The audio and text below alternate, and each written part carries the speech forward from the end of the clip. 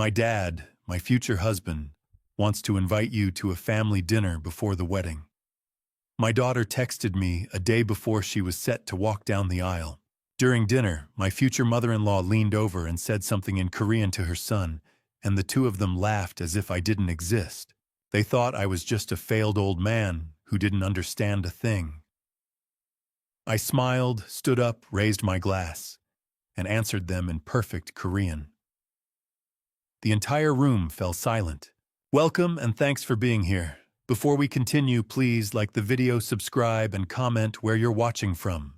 Note, this is a fictional story with dramatized elements for storytelling.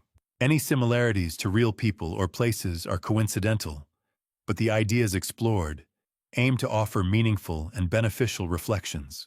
I don't need a magnifying glass to know when a man is trying to bury me, but today the shovel was made of 120-pound cream cardstock with a gold leaf border. Alaric Sterling, a 65-year-old retired textile importer, with silver hair and eyes that saw too much during my decades abroad, sat in my modest Chicago study, staring at a thick cream-colored envelope. The tactile grit of the gold leaf border felt like sandpaper against my calloused fingertips. This was no mere request for my presence at a wedding. It was a formal summons to a cage, a plan designed to lure me into a trap, where my very presence would legally validate a union meant to strip my daughter of everything I had built. Brian was overcompensating. Gold leaf doesn't hide the scent of desperation, and as I traced the raised ink of the Jade Pavilion address, I could practically smell the ozone from my old desk lamp mingling with the bitter taste of my cold coffee. I sat in the dim light, dissecting the card, not as a grieving father, but with the clinical detachment of the case officer I used to be. The cost of this single piece of paper was astronomical, far exceeding the modest salary of a supposed hedge fund manager. It was a message of dominance written in high-end stationery, 30 years of shadow work, and they thought I couldn't see a knife behind a smile. People like Brian Maxwell assume that a man who deals in silk and linen has forgotten how to recognize a wolf in the tall grass. They see the silver hair and the quiet house, and they mistake a strategic retreat for a surrender. The rhythmic ticking of the grandfather clock in the corner of my study felt like a countdown, a steady pulse in the silence of a home that had become far too quiet since Claire left. I knew the game he was playing. By inviting me so publicly with such fanfare, he was making it impossible for me to intervene without looking like the monster he had already convinced my daughter I was.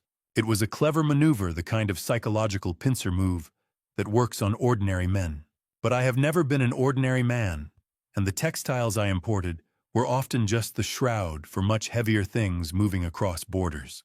You see, when a predator thinks you're prey, they stop hiding their tracks. That was their first mistake. As I tilted the card under the sharp glint of my desk lamp, my eyes caught something the engraver hadn't intended for the general public to see. At the very bottom, pressed into the fibers with a stylus, was a nearly invisible line of Hangul. My breath hitched as I recognized the sharp, angular script of the Korean language. Gogiso.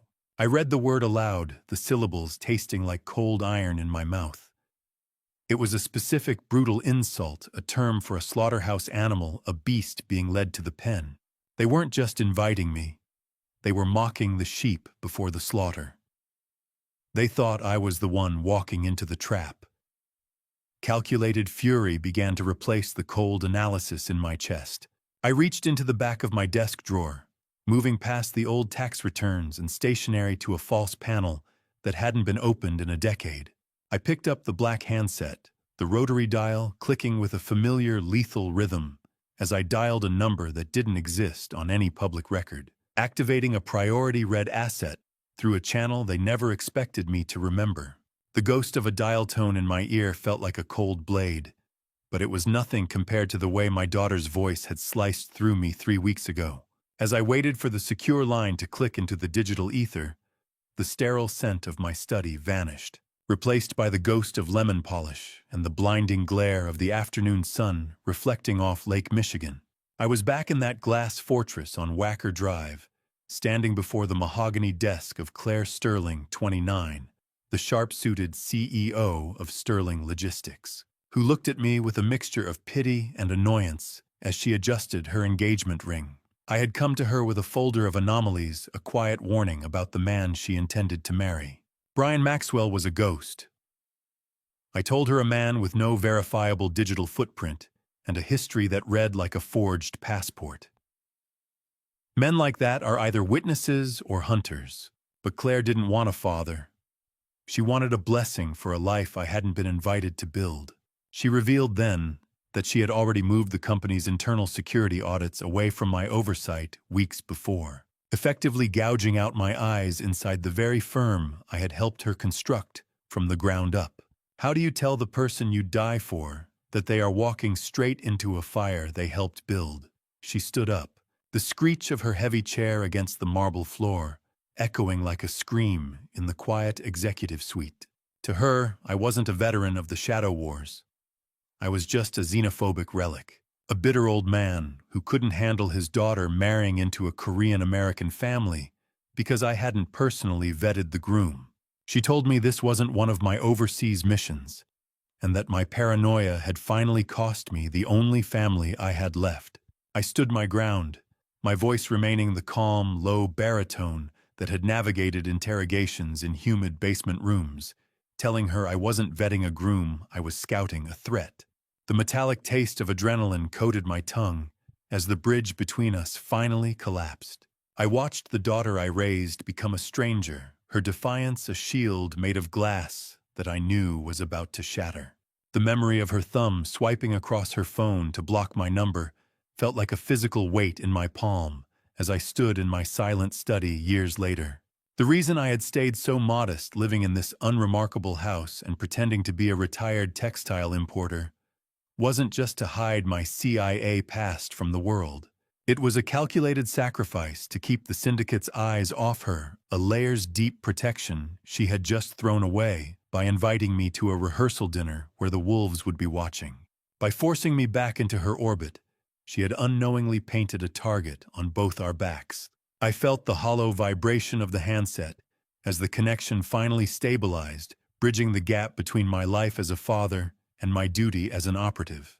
I watched the call-failed message pulse on my screen one last time before the ghost line finally clicked open and a voice I hadn't heard since 2016 whispered, "Station King, proceed."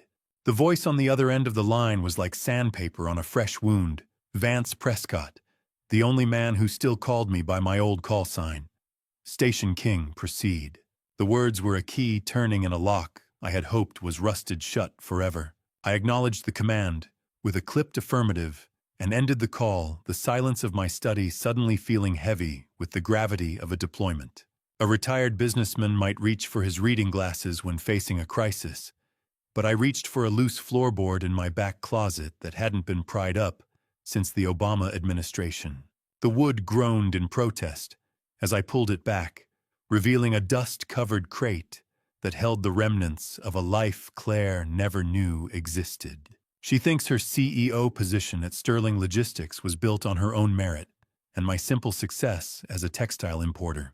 She has no idea that the entire business was a front, a carefully constructed East Asian logistics hub for CIA operations that I managed for 25 years. The very foundation of her world is a foundation of deep cover infrastructure, and every dollar of my $120 million fortune was earned in the shadows where the sun never shines. I reached into the crate, the smell of cedar and gun oil rising to meet me like an old friend.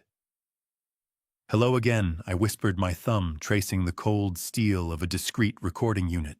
"You were supposed to stay buried, but the Maxwells didn't leave me a choice."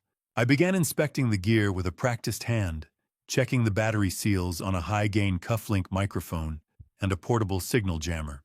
In my world, a single slip of the tongue meant a shallow grave in the DMZ. In Claire's world, it just meant a bad Yelp review. The ironies of my life were beginning to stack up like cordwood. I had purposefully lived on a small fraction of my wealth, maintaining a modest house and a quiet car, to appear as an unappealing target to my former enemies. I had built a fortress of boredom around us, believing that if we stayed unremarkable, we would stay safe. But by letting Claire step into the spotlight as the head of the firm, I had inadvertently created the exact vulnerability I spent decades trying to avoid. She was a beacon now, and Brian Maxwell was the first predator to notice the light. The muscle memory came back, like a recurring fever, hot and inevitable. I felt the cool, smooth surface of a microtransmitter and the rough texture of an old encrypted passport that still had a few years before its fake expiration. I snapped a fresh battery housing shut with a satisfying click and adjusted a portable receiver. Claire thinks I'm a hoarder of old secrets, but she doesn't realize those secrets are the only reason she was allowed to grow up in the sun, oblivious to the wolves. The transmission frequency hissed into my hidden earpiece, a steady static that meant the channel was secure. I wasn't just going to that rehearsal dinner to watch from the sidelines. I had already planted a tracking device on the hem of her wedding dress delivery earlier that morning, while the courier was distracted. I had always been her shepherd, and a shepherd doesn't stop guarding the flock just because the sheep thinks the wolf is a friend. As I slipped the untraceable earpiece into place, a low-frequency pulse confirmed that Vance was already at the extraction point with the Maxwell file, and the first layer of their lie was about to be peeled away. The rainy Chicago street lamps smeared light across my windshield like blood as I drove toward the parking garage meeting. Rain lashed against the glass like 1,000 tiny needles trying to blur the path to a truth I already knew would be ugly. I guided my car into the cavernous, half-empty concrete structure near the loop, the rhythmic thud of water dripping from a corroded overhead pipe, providing a hollow percussion to the low hum of my engine. I waited in the shadows, my eyes scanning the mirrors for a tail, feeling the cold, damp weight of the air in my lungs. A nondescript sedan pulled into the space beside me. Vance Prescott, a 45-year-old FBI special agent with permanent dark circles under his eyes, met me in the shadows of the rainy parking garage. He stepped out of his vehicle, looking like a man who hadn't slept since the last administration, clutching a thick manila folder that smelled of cheap office coffee and high-stakes secrets. He looked at me with a weary sort of caution. He warned me that I was out of the game, and that if the Bureau found out he was feeding Station King, our careers were both finished. I didn't flinch. I told him not to feed the king, but to feed a father who was about to lose his daughter to a wolf in a custom tuxedo. Brian Maxwell was no ordinary groom. His supposed wealth was nothing more than a series of predatory loans from a syndicate that now held a bounty on his head. Claire's $120 million company wasn't just a prize to him. It was his only way to stay alive. Ever notice how the most dangerous men always have the whitest teeth and the firmest handshakes? I've seen it 1,000 times, from Istanbul to Seoul. The predators who dress in silk are always the ones who leave the deepest scars. I took the folder from Vance, the cold, damp texture of the paper sending a chill through my fingers. Under the dim, flickering amber light of a faulty fluorescent bulb that hummed with an annoying, high-pitched whine, I began to flip through the surveillance photos. The smell of wet asphalt and old exhaust hung heavy in the air as I processed the images.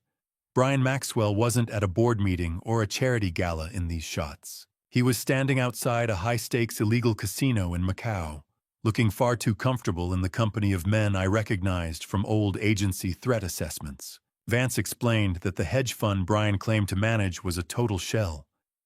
It hadn't traded a legitimate stock in 3 years. He was the primary cleaner for a syndicate that specialized in the hostile takeovers of mid-cap logistics firms like the one my daughter now controlled. He was marrying her for the port access and the established shipping routes, a perfect conduit for a different kind of trade. One photo. That's all it took. Brian Maxwell was smiling in Seoul with a woman who definitely wasn't my daughter. But the revelation didn't stop with a secret mistress or a gambling debt. Vance leaned closer, his voice dropping to a low whisper that barely carried over the sound of the rain outside. He revealed that the FBI had been tracking Brian for 2 years, but they were letting the clock run. they needed the wedding to happen. They weren't after the small-time cleaner. They were waiting for the big fish behind the entire money-laundering operation to step into the light. That fish was Brian's mother. I felt the bitter metallic taste of fear in my mouth, but it was sharpened by a cold, calculating anger. Vance tapped a grainy photo of an elegant woman in the background of a casino, shot the same woman I was supposed to have dinner with in 2 hours.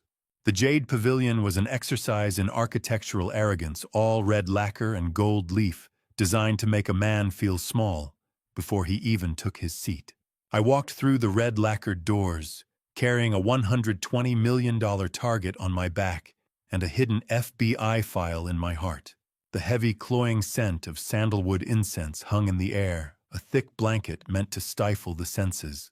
As I was led through the main hall, the muffled clinking of silver against bone china echoed like distant, polite warfare. According to the Vance dossier, I wasn't just walking into a restaurant. I was walking onto a stage where the syndicate held a silent, controlling interest. This was their ground, their execution block disguised as a 5-star dining experience. At the entrance to the private room, I was met by Brian Maxwell, 32, a hedge fund manager, with a smile as bright and hollow as a polished coin. He stood by Claire's side, his hand resting on the small of her back, with a possessive ease that made my pulse quicken with a calculated heat. "You're late, Dad," Claire said, her voice brittle with a visible embarrassment that cut deeper than any physical blow. "We were just about to start without you." I offered a humble nod, my expression a mask of weary apology. "The rain slowed me down, Claire," I replied smoothly. "But I wouldn't have missed this for anything." The gold leaf decorations on the walls looked less like art and more like the bars of a very expensive cage. I felt the dry, paper-like texture of the dinner menu in my hands as I took my seat. But my focus remained on the woman sitting at the head of the table. Eleanor Maxwell, 58, draped in silk that cost more than a mid-sized sedan, sat with the poise of a queen ruling a crumbling kingdom. She was exactly as she had appeared in the Macau casino photos, elegant, composed, and radiating a quiet, predatory authority that most people would mistake for high society grace. Claire looked at me with a defensive stiffness, her posture a silent plea for me not to ruin the evening with my usual questions. I lowered my eyes, playing the role of the simple textile importer who had lived a small, unremarkable life. It was a role I had perfected over decades, the invisible man who sees everything because nobody bothers to look at him twice. The red lacquer table felt cold and smooth beneath my palms, a sterile surface for the games being played above it. I looked at my daughter and saw a woman standing on the edge of a cliff, cheering for the person about to push her. Eleanor treated me with a patronizing warmth, her words dripping with a fake sincerity that set my nerves on edge. She remarked on how charming it was that I had raised such a successful daughter with such a small, importing business, her tone suggesting that my life was a quaint curiosity compared to the sophisticated world her son occupied. "It was enough to keep us fed, ma'am," I said, keeping my voice low and respectful. I was never one for the big city lights. As I spoke, I felt a slight, sharp vibration in my cuff, the discreet signal from the transmitter I'd concealed. Vance's team had lost their surveillance feed. A localized jammer had been activated inside the building. We were officially in the dark, isolated in the heart of the city.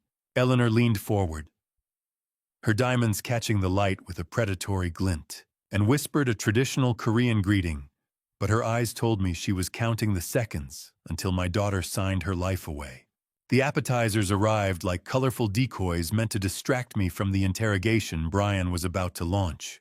Brian leaned back, swirling his vintage wine like a man who had already won the race, and began the questioning he thought was a casual conversation. I realized almost immediately that this wasn't just small talk.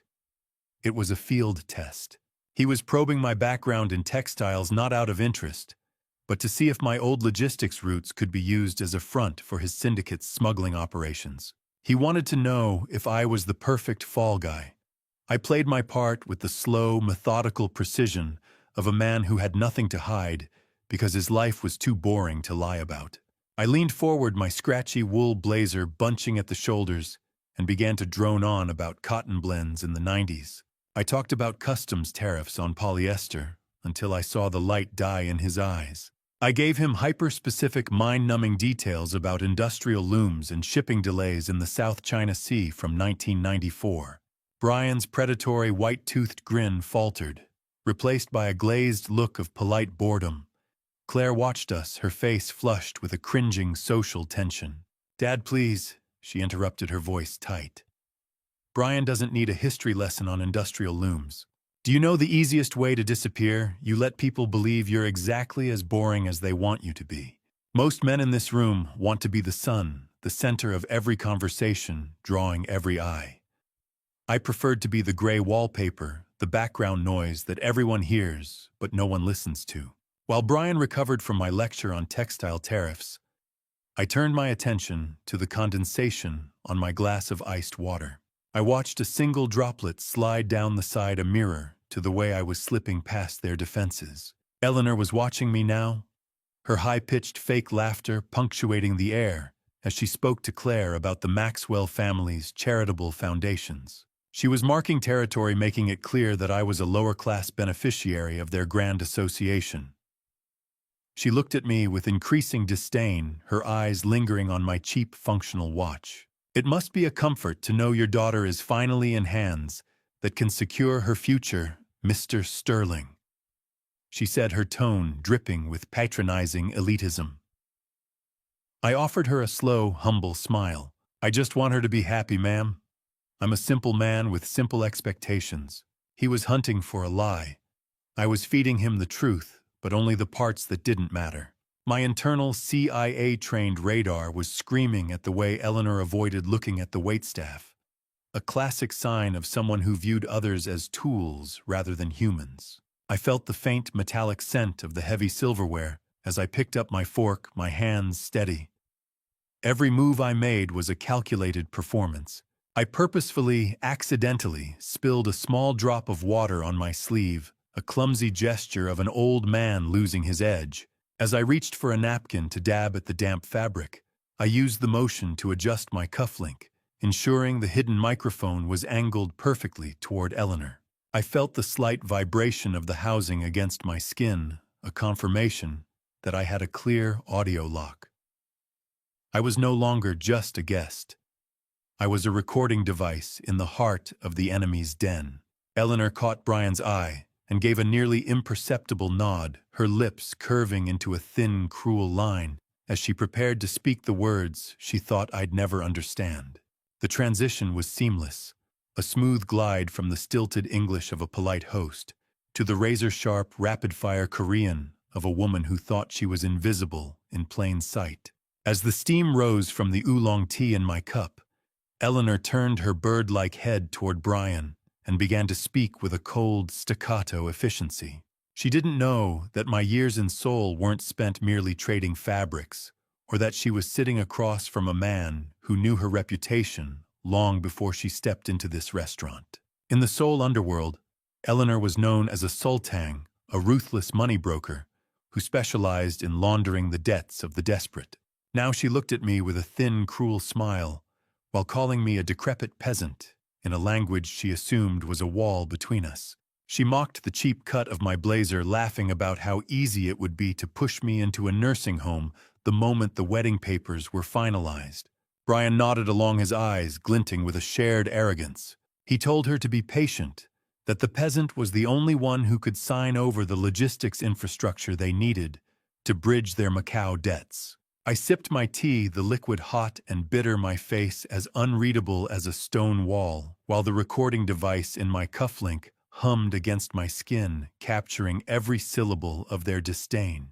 To them, I was a ghost in the room. Little did they know I was the one haunting the house they were trying to steal. My grip on the white linen napkin tightened beneath the table, but I forced my breathing to remain slow and shallow.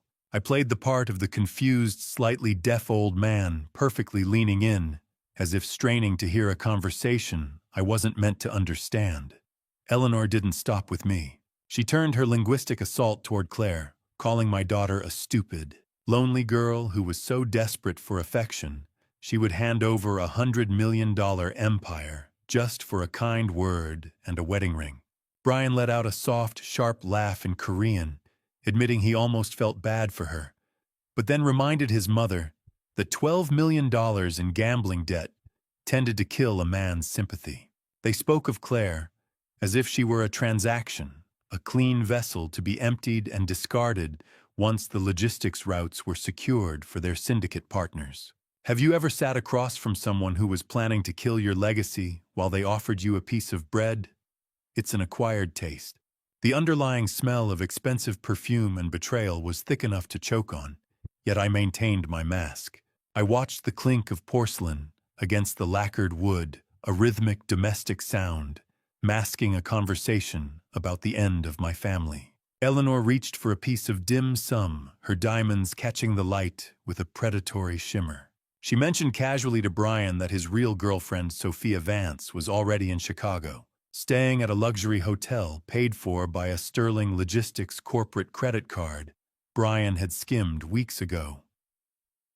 My heart hammered against my ribs, a cold fury settling into my marrow. I looked at Claire, who was smiling at Brian, oblivious to the fact that her own hard-earned money was sheltering the woman her fiancé actually loved. Eleanor smiled at me, then her eyes as cold as a frozen lake, and asked in perfect English if I liked the tea. I nodded, offering a vacuous smile while her last Korean sentence still echoed in my ears. We kill the old man's influence tomorrow. The name Sophia Vance hit me like a physical blow, a ghost from Brian's Macau files, finally taking shape in the middle of our dinner table. I watched the steam rise from my tea, a white shroud for the daughter who was currently being measured for a financial coffin right in front of me. I remained composed, keeping my eyes downward as if focused on the delicate floral pattern of the porcelain. Brian began to explain the strategy to his mother in Korean, his tone a mix of pride and clinical indifference. He described Sterling Logistics as the perfect vault, a clean vessel for dirty water. Because of its spotless audit history and massive daily cash flow, it was the ideal conduit for funneling syndicate funds through ghost shipments. I realized then that Claire wasn't just being robbed. She was being set up as the ultimate fall girl for a federal money laundering operation. While I sat there playing the part of the simple father, Brian revealed he had already hacked into Claire's personal phone. He was sending automated cheerful messages to her friends to isolate her, ensuring no one would notice the subtle shift in her behavior as the wedding approached. A vault, that's what they called my little girl. A box to be stuffed with filth and then burned. The dry sound of Eleanor's laughter grated against my nerves, a sharp contrast to the scent of expensive lilies arranged in the center of the table. She shifted the conversation toward Sophia Vance, noting that the woman was becoming impatient in her Chicago hotel. Brian didn't even flinch. He reassured his mother that the wedding was the final key and that Claire's own corporate credit cards were already being used to cover Sophia Vance's luxury expenses at a Gold Coast suite. I felt a surge of protective rage, a heat that threatened to melt my mask of calm. My hard-earned legacy, the life I had built to keep Claire safe, was being used to wine and dine the woman intended to replace her.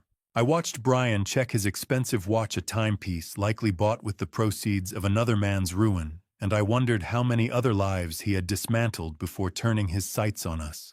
Have you ever sat through a dinner where you were the only one who knew the menu was written in blood? It requires a specific kind of stomach. I took a sip of my tea, but it had steeped too long and tasted bitter, mirroring the cold fury settling in my chest. I watched the vibration of a phone on the table, Brian's phone, as he dismissed a notification with a flick of his thumb. They weren't just planning a quiet divorce after the assets were stripped. Through their rapid-fire Korean banter, I discovered the darker truth. Once the joint authority papers were signed and the assets fully transferred, they were planning a tragic accident for Claire. A bridge, a mechanical failure, a headline in the morning paper. My daughter was a loose end they intended to tie off. Brian raised his glass to me, his smile as sharp as a scalpel, while his mother whispered the final order in Korean, her voice barely a breath. She told him to make sure Claire signed the proxy before she even left the church steps. I met his gaze, offering a vapid, elderly smile of my own, while my mind was already calculating the exact number of seconds I would need to burn their world to the ground. The conversation returned to English as the main course arrived, a beautifully plated lie served on a bed of cultural arrogance. I sipped my water, the cool liquid doing nothing to extinguish the fire spreading through my veins, as I watched the man my daughter loved describe her death in Korean as a favorable liquidation. A waiter approached with a bottle of sparkling water, his movements fluid and precise. As he refilled my glass, his eyes met mine for a fraction of a second, and I felt a surge of cold reassurance. He was a ghost asset from my old CIA days in the Pacific Rim, a man I'd helped relocate a decade ago. It confirmed I had physical backup inside the Jade Pavilion's kitchen, but for now I was still the only one standing between Claire and the grave they were digging for her. As the sea base was placed before me, the searing heat of the ginger and chili reached my nose, a sharp, clean scent that matched my rising tactical focus. I purposefully fumbled with my heavy chopsticks, letting them clatter against the cold, clinical touch of the porcelain plate. Eleanor tilted her head like a bird watching a worm, her expression softening into a patronizing pity. She asked if the fish was too spicy or if I needed something simpler, and I offered a vacuous, apologetic smile. "Oh no, it's lovely, Eleanor," I said, my voice wavering just enough to sell the weakness. "Just these hands of mine, they aren't what they used to be." How do you maintain a grandfatherly smile when the man across from you is picking out the color of your daughter's funeral casket? Brian and his mother resumed their staccato Korean, discussing the logistics of a mechanical failure for a vehicle Claire would be driving shortly after the honeymoon. I sat there, a picture of doting confusion, while my mind was already calculating the forensics of a crime that hadn't happened yet. I was translating every threat, every whispered detail of their plan into a mental digital file for Agent Vance. I feigned a dry, sudden coughing fit, bringing my hand up to my face and surreptitiously pressing my wrist against my cheek. I felt the rhythmic, almost imperceptible vibration of the recording LED against my skin. One pulse, one light. The evidence was live. The hunt was officially on. I caught Claire's eye and offered a reassuring fake smile. "You okay, Dad?" she asked, her voice laced with concern. "You look a little pale." I patted her hand, the smell of expensive rainwater on her coat, a reminder of the storm waiting for her outside this restaurant. "Just the excitement, Claire," I lied. "It's not every day I see my only daughter find such a lucrative future." The city traffic outside the pavilion was a muffled, distant hum, a different world from the one inside this red-lacquered den. I sat back, finishing the last of the fish, while listening to Brian boast in Korean about how much he was skimming from his own syndicate masters to fund a private escape. He wasn't just a predator. He was a parasite, making him a target for both me and the very criminals he served. He was a man with two different nooses tightening around his neck, yet he still had the arrogance to toast my health. As the dinner plates were cleared, Brian subtly adjusted the strap of his own watch, and I felt the air in the room vanish as I realized he was checking the exact same timestamp I was. Brian didn't just hide the knife. He polished the blade right in front of me, assuming the old man in the wool blazer was too blind to see the reflection of his own ruin. The check hadn't even arrived when he leaned in, his voice dropping to that smooth, manipulative baritone he used to sell Claire her own destruction. He pulled out his smartphone, the blue light glare of the screen momentarily illuminating the predatory sharpness of his features. He tilted the device toward Eleanor, claiming he was showing her a photo of the honeymoon suite they had picked out in Macau. In reality, the screen displayed a high-resolution scan of page 8 of the newly forged prenuptial agreement. My eyes, trained by decades of scanning surveillance transcripts in dim basements, didn't need to look directly at the phone to catch the details. I leaned in under my senile cover, pretending to squint at what I called a complicated picture, while I memorized the document's header and the specific watermark of Claire's own law firm. Brian had compromised her lawyer's digital server. Any official check she performed would now show this fake document as the legitimate one. He explained in rapid, cocky Korean how he had replaced the standard liability clause with a cross-ownership trust mandate, effectively turning my daughter's legacy into his personal ATM, 100 million. They weren't just stealing her future. They were strip-mining my life's work for parts. I felt the metallic static taste of the hidden microphone in my ear as the Maxwells laughed in their native tongue about how easy the conquest had been. Brian boasted that Claire had signed the final version between cake tastings far too distracted by the guest list and the floral arrangements to read the small print. He whispered the exact account numbers to his mother, a series of digits that my internal database immediately tagged as a known laundering hub in the Cayman Islands. The clause was designed to trigger the moment the priest said, "Amen," immediately moving a staggering $100 million of Sterling Logistics liquid capital into that offshore void. The scent of expensive leather from Brian's phone case wafted toward me. As he tucked the device away, the dry, paper-cut sound of Eleanor's whispers filling the gaps in his boast. They weren't just planning a robbery. They were preparing a funeral. Once the funds moved, the accident could proceed. "No loose ends," Eleanor murmured, her eyes flicking to me with the cold indifference one might show a piece of furniture destined for the curb. Have you ever wanted to reach across a table and end a man's life? My training told me to wait. My heart told me to move. The faint hum of the restaurant's climate control seemed to grow louder in the silence that followed their laughter. I sat there, the reflective, wise father playing his part to the bitter end, even as I realized the depths of the vendetta I was facing. Brian's $12 million debt wasn't just to some random mob syndicate. It was owed specifically to a man I had personally put in a federal prison 10 years ago during an operation in Seoul. This wasn't just a con. It was a targeted strike. Brian was the weapon, but the hand guiding him was seeking a decade-old revenge against Alaric Sterling.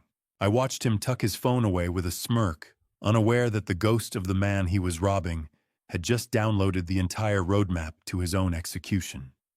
The check arrived, settled in seconds by Brian with a flourish of Claire's corporate credit card, the first of many thefts I would allow tonight.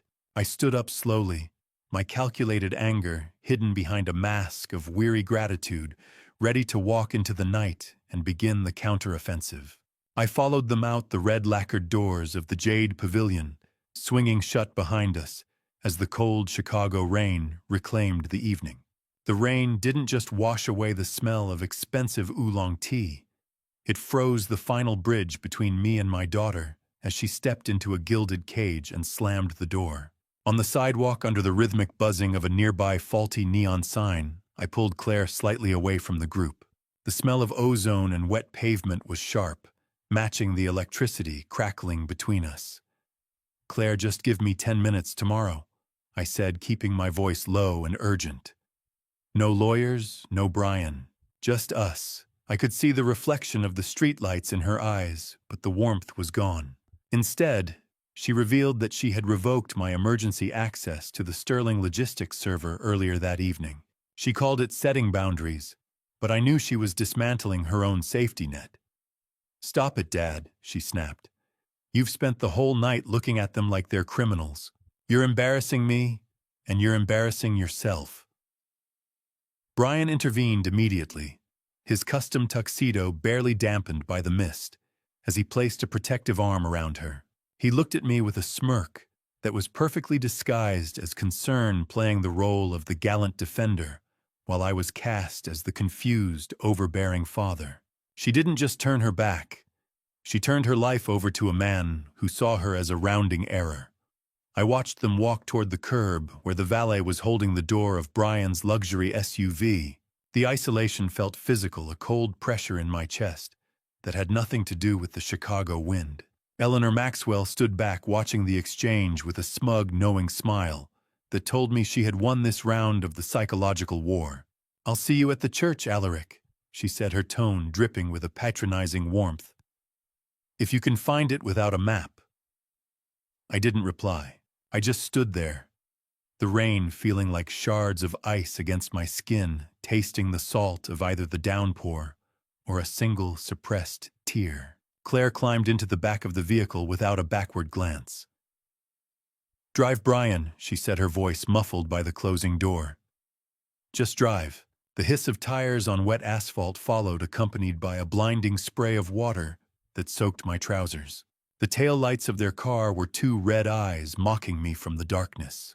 I stood alone on the sidewalk, the flickering neon casting long, jagged shadows across the pavement. But the embarrassing scene I had caused wasn't just a father's desperation. It was a tactical distraction. While Brian was busy playing the hero, and Claire was busy being ashamed of me, I had managed to lean against the rear of the SUV long enough to plant a long-range acoustic bug on the underside of the chassis. The muscle memory was still there, the quick, invisible placement I'd practiced 1,000 times in busier streets than this. I pulled out my phone, the screen illuminating my wet face, the vibration of the glass against my cold thumb feeling like a lifeline. I didn't need a map to find the Maxwells. I had their heartbeat on my screen. I typed 5 words to Vance that would end their charade and set my own plan in motion: execute the debt acquisition.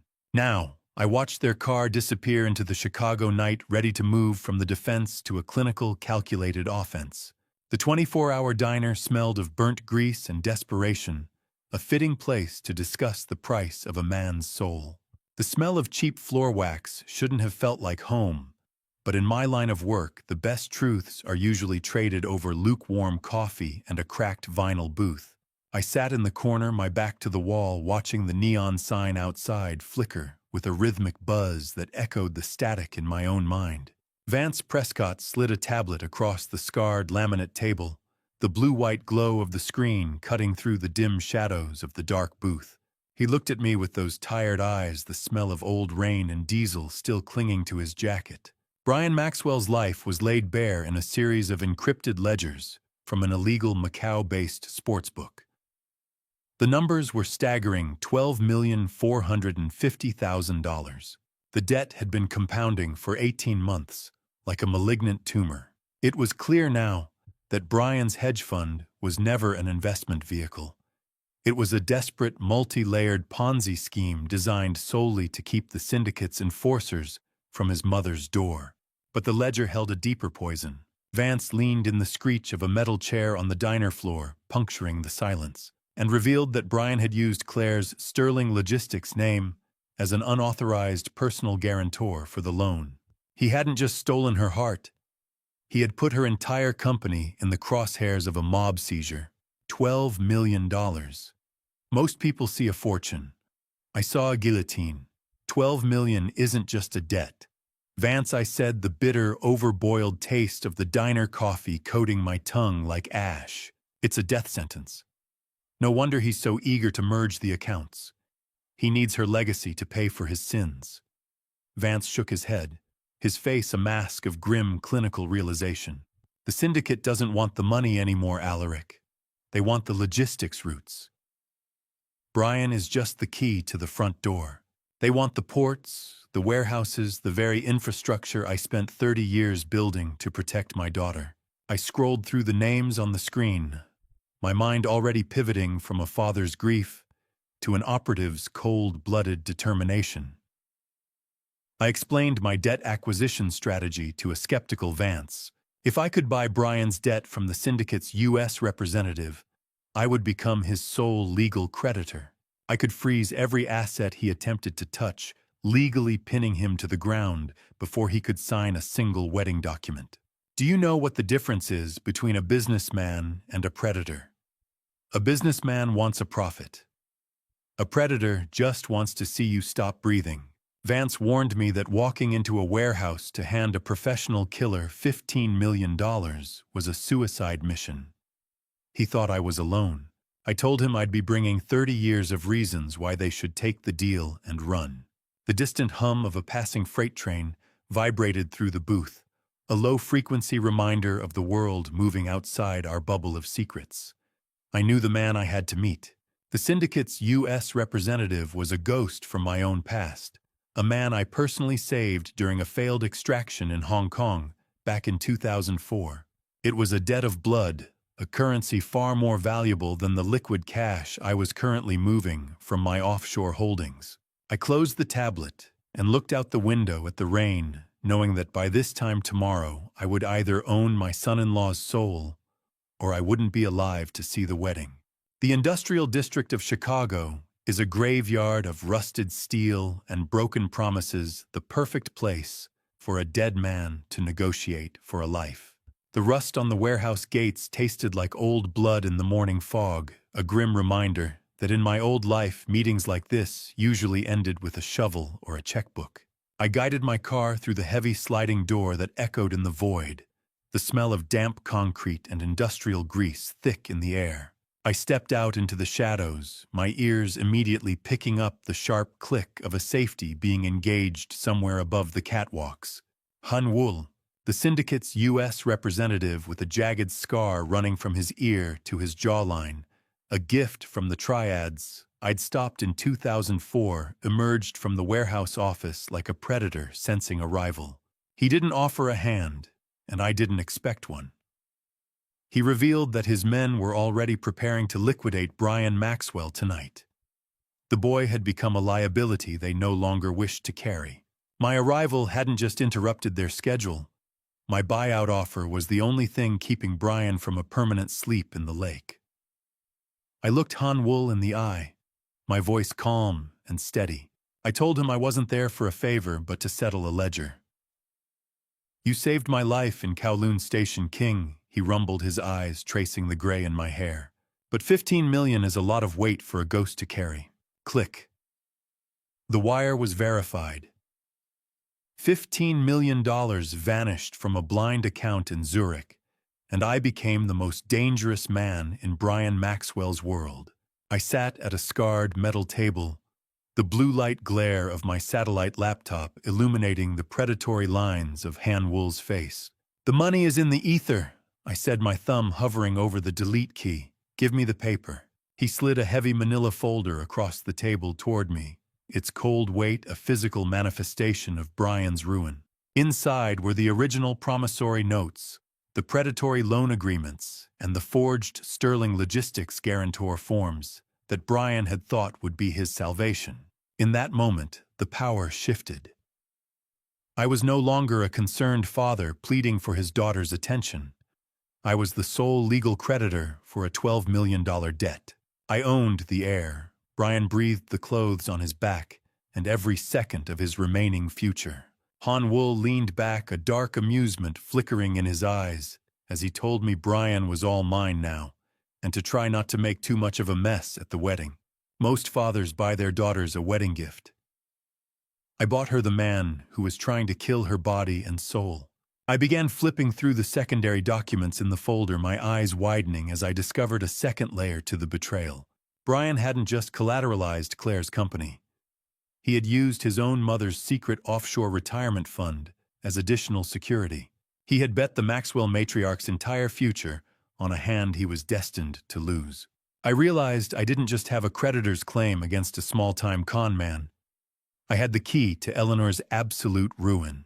The woman who had mocked my cheap blazer and patronized my small life was now quite literally living on my mercy. I gripped the heavy folder, the ink on the transfer documents still feeling wet to my touch, and felt a cold, lethal triumph settle into my bones. The Maxwells had spent months planning an accident for my daughter, unaware that the shepherd had already built a cage for the entire pack. I walked back to my car, the morning fog finally beginning to lift, ready to prepare the final notification for a bride who still believed in fairy tales. The silence of my study at 2 a.m. was a lie, a thin veil over the storm I was about to unleash in a 2,000-word warning Claire was destined to ignore. The blue light of the monitor was a cold substitute for the warmth of a daughter's trust. But at this hour, it was the only bridge I had left to build. I sat there, the rhythmic tapping of keys echoing through the silent house, as I meticulously poured every piece of evidence into a digital manifesto. I attached the scans of the debt acquisition from Han Wool, the grainy surveillance photos of Sophia Vance in her Gold Coast suite, and the decrypted FBI ledgers. I didn't write as the tactical operative station king, but as a father whose heart was breaking for a child who no longer knew his voice.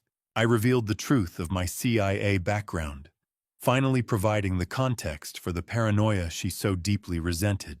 I wrote that I never wanted her to know the man I was, because that man didn't deserve a daughter like her. I begged her not to believe me blindly, but simply to read the facts because the truth doesn't need her permission to be real. However, a darker discovery surfaced as I worked. Brian had installed a specialized filter on her accounts that specifically triggered on keywords like FBI, debt, and CIA, ensuring my warnings would never reach her eyes. 20 years of coding firewalls for the agency, and I couldn't get a single "I love you" past a 2-bit con man's filter. It was a staggering realization of how deeply Brian had already burrowed into the infrastructure of her life. I watched the cooling electronics hum, the smell of stale coffee lingering in the air as I hit the send button. I expected the weight to lift, or at least to feel the minor relief of a duty performed. Instead, the screen flashed an immediate brutal error message blocked. Address not found, or recipient is not accepting mail. The stinging dryness in my eyes grew sharper as the mechanical click of the mouse rang out in the void. She didn't just close the door, I whispered to the empty room. She bricked over it. Brian was far better at isolating his targets than I had given him credit for. He had convinced her that scrubbing my entire digital existence was a necessary step for her mental health and wedding preparations. Do you know what silence sounds like at 3 in the morning? It sounds like a death warrant. I leaned back in my chair, the cursor blinking like a heartbeat on life support. But Brian Maxwell, for all his arrogance, had forgotten one thing: you don't play chess with a man who helped write the manual on Grandmaster strategy. I revealed to the empty air that I had anticipated this digital block from the very first keystroke. The email wasn't just a message, it was a ping. Hidden within the text was a tracking pixel designed to bypass standard firewalls and report back the exact GPS coordinates of the device that received the bounce-back notification. Even a blocked email leaves a trail of breadcrumbs if you know how to read the bread. I stared at the bouncing, undeliverable icon and realized that if I wanted to save her, I was going to have to walk into her office and let her see the monster she thought I was. The Sterling Logistics Building was a fortress, but no fortress is impenetrable to a man who knows where the foundations are buried. The Sterling Logistics Building stood like a glass fortress against the Chicago skyline, a monument to a family legacy that was currently being sold for parts. The lobby was a cathedral of glass and steel, but as I stepped through the revolving doors, the temperature dropped 20 degrees, and it wasn't just the Chicago wind following me in. The cold, sterile scent of filtered air and floor wax hit me like a physical wall. I reached for my executive keycard, a piece of plastic that had granted me entry to this sanctum for 30 years, and slid it into the reader at the elevator bank. The high-pitched whine of the elevator gears was interrupted by a sharp electronic rejection. The reader glowed a violent, accusatory red. I hadn't even processed the failure before a broad-shouldered man in a crisp Navy uniform, a man I'd personally vetted 3 years ago, stepped into my path with a look of genuine regret. This was the security team leader, a man who once looked at me with respect, but was now holding a metallic click of a walkie-talkie like a shield. He informed me that my credentials had been flagged for immediate revocation. I soon discovered the depth of Brian's poison. He had filed a fabricated report claiming I'd made verbal threats against the wedding party, using the company's own safety protocols to ban me from the building. "I'm sorry, Mr. Sterling," he said, his voice dropping to a low, uncomfortable register. The CEO's orders were very specific. No exceptions for family today. I looked him in the eye, seeing the conflict in his face. "The CEO is being lied to, son," I told him. "And you're being paid to hold the door open for the thief." I was a ghost in a fortress I'd spent 30 years building haunting the hallways of a legacy that no longer recognized my touch. Every stone in this lobby was laid under my supervision, yet today I was treated like a common intruder. Two other guards stepped forward, their presence a silent, heavy command. They guided me back toward the street with a firm but gentle efficiency that felt like a burial. As we moved toward the exit, I feigned a stumble near the main elevator bank, letting my wallet slip from my pocket. It hit the marble floor with a soft thud, sliding just under a decorative planter. Inside that leather fold was a high-speed data skimmer I'd activated in my car, a device that would now begin a quiet, invisible harvest of the building's internal firewall, while the security team remained focused on my face. The biting chill of the Chicago wind hit my face the moment I crossed the threshold, a harsh reality after the climate-controlled silence of the lobby. I didn't leave immediately. I paused on the sidewalk and looked up at the 42nd floor, squinting against the glare of the morning sun. There, against the floor-to-ceiling windows, I saw Claire's silhouette. She was a dark, rigid line against the sky, her posture telegraphing a frantic energy as she talked on a phone. For one agonizing second, she looked down, and I knew our eyes met through a quarter-mile of reinforced glass. "Just 1 minute, Claire, just look at the file." I shouted at the wind, but the sound was devoured by the roar of the city. Then, with a slow, deliberate motion, she reached out. I heard the imaginary sound of heavy fabric sliding across a metal track as she drew the heavy motorized blinds. The blinds didn't just close, they sealed the tomb. I watched the shadow of my daughter vanish behind the gray fabric and realized that Father O'Brien was the only man left in Chicago who could help me stop this marriage without a bullet. St. Jude's Cathedral was the only place in Chicago where the silence didn't feel like an interrogation. But today, I was here to ask a holy man to help me commit a strategic deception. St.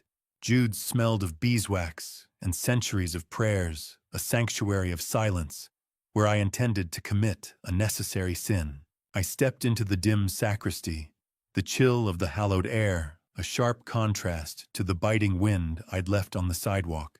Father O'Brien, a man with a voice like gravel over silk and eyes that had heard the sins of Chicago's most powerful for 40 years, stood in the shadows of the altar.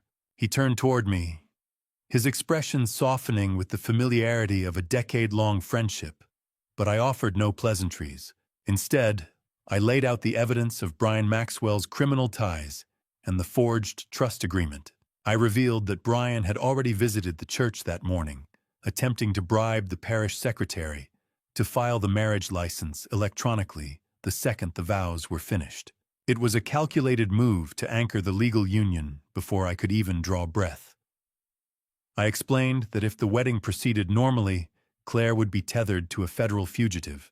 I wasn't asking him to stop the ceremony, but for a delay in the administrative processing, the one thing within his power to grant. "I am not asking you to lie to God, Father." I whispered, my hand resting on the rough texture of an old wooden pew. "I am asking you to withhold a signature from the state for 24 hours. He looked at me for a long moment, the guttering light of red votive candles dancing in his pupils. "Alaric, you're asking me to turn a sacrament into a sting operation," he replied, the weight of the moral conflict evident in his tired voice. "Sacrilege. That's what some would call it. I just called it a safety catch. Most men come here to find peace, but I had come to find time." I could see the struggle in his posture, the shepherd weighing the rules of the institution against the life of a sheep he knew was headed for the blade. The scent of cold stone and frankincense seemed to intensify as he considered the evidence I had provided. I told him I would take the sin on my own soul, but I needed that window. I needed the FBI to have enough room to strike before the legal union became an unbreakable chain around Claire's neck. The flickering prayer candles looked like 1,000 small eyes watching me trade a holy vow for a tactical advantage. Father O'Brien finally nodded, his decision made. "A father's first duty is protection, Alaric," he said softly. "I will pray for your daughter's safety and for your soul." He agreed to misplace the paperwork for a single day, a delay that would leave the marriage in a legal limbo.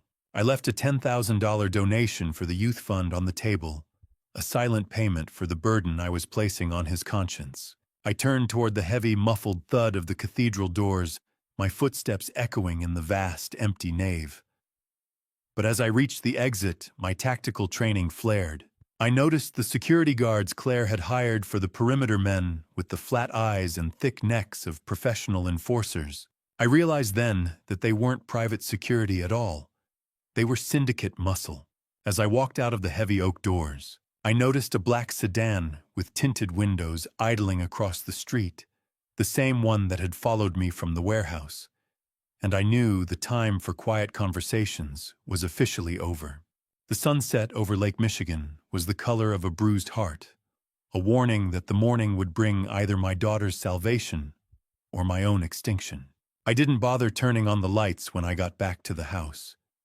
In my world, the most effective weapons are forged in the dark and signed with an invisible hand. The drive home had been a choreographed dance of high-speed maneuvers through Chicago's side streets, a necessary sequence to lose the black sedan that had been glued to my bumper since the cathedral. I realized then that the car didn't belong to the syndicate enforcers. It was a private security firm Brian had hired to babysit me until the ceremony began. The groom wasn't just waiting for the wedding. He was already actively hunting me, ensuring I stayed within the lines of the role he'd scripted for the senile father-in-law. I slipped into my study, the blue light glare of my laptop stinging my tired eyes as I bypassed the standard banking firewalls. "If you want my throne, Brian," I whispered to the empty room, "you're going to have to find it first." I initiated execution sequence Alpha 6, the Midnight Poison Pill Protocol, that would dissolve my domestic identity in a matter of hours. Click. $10 million vanished into the ether. Click. Another 20. It's remarkably easy to become invisible when you have enough digits and the right encryption keys. The mechanical whir of the laptop cooling fan was the only sound in the room, accompanied by the dry electronic smell of the encrypted router working at peak capacity.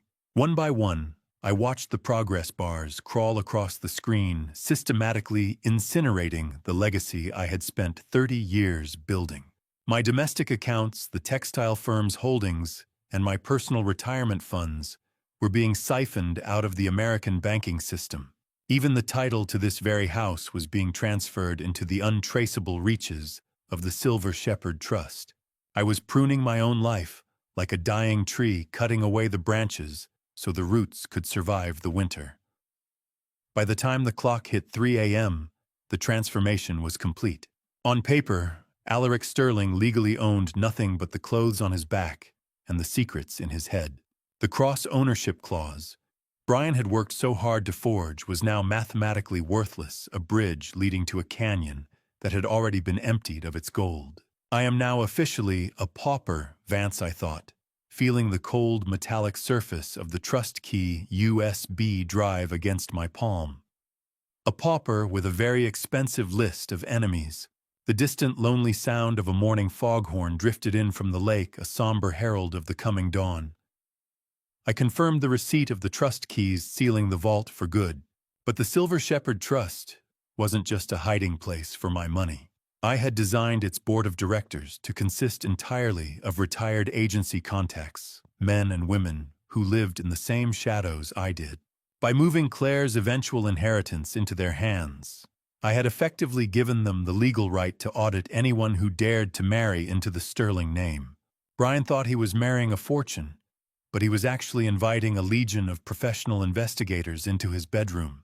I closed the laptop and watched the sun begin to creep over the lake, the light reflecting off the water in jagged silver shards. I knew that in 4 hours I would walk my daughter toward a man who thought he was winning a prize, only to find he was wedded to a debt he could never pay. 5 in the morning in Chicago is a gray, uncertain hour, the time of day when ghosts and operatives do their best work. I closed the laptop and watched the sun begin to creep over the lake, knowing that in 4 hours I would walk my daughter toward a man who thought he was marrying a fortune, only to find he was wedded to a debt. My wedding preparations were far from traditional. A simple silk tie can be a decorative accessory or a garrote, depending on which side of the agency life you retired from, but today it was just the final piece of my armor. I stood before the bathroom mirror, the rasp of a razor against my jaw, the only sound in the silent house. I meticulously prepared my physical appearance, choosing a high-quality charcoal suit. It looked like the attire of a dignified father, but the fabric was woven with a flexible ballistic layer, a hidden weight that pressed against my chest, as a reminder of the syndicate enforcers I expected to encounter at the altar. I checked my specialized watch, a heavy steel chronograph that did more than tell time. I pressed a recessed button to sync its internal digital pulse to the FBI's mission clock, T-7 hours. The scent of crisp cedar from the closet clung to my jacket as I stepped back into my study. The morning sun was beginning to reflect off the silver-framed photo of my late wife Helena, creating a blinding glare that forced me to squint. I took a moment to look at her face, acknowledging the silent promise I had made to keep our daughter safe from the shadows that eventually claimed her life. "I'm sorry you have to see this, Helena," I whispered. "But I won't let them take her." The rhythmic buzzing of my encrypted phone on the mahogany desk broke the silence, pulling me back into the cold reality of the tactical field. Before I reveal the detail in the final briefing that changed the entire scope of the mission, are you still with me?